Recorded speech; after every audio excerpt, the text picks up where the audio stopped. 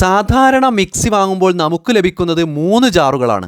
ചില മിക്സികളുടെ കൂടെ ഒരു ജ്യൂസ് ജാർ കൂടി വരാറുണ്ട്. ഇതിൽ ചിലരെങ്കിലും ഓരോ ജാറുകളും മാറി മാറി ഉപയോഗിക്കുന്നവരുണ്ട്. എന്നാൽ മറ്റു ചിലർ ഒരെണ്ണം മാത്രം എടുത്ത് ബാക്കിയുള്ളവ തട്ടിൻപുറത്ത് ഭദ്രമായി സൂക്ഷിക്കുന്നവരാണ്. ഓരോ ആവശ്യങ്ങൾക്കും അനുസരിച്ച ജാറുകൾ ഉപയോഗിക്കുകയാണെങ്കിൽ അത് ജോലി എളുപ്പമാക്കുകയും മിക്സിയുടെ ലൈഫ് സേഫ് ആക്കുകയും ചെയ്യും.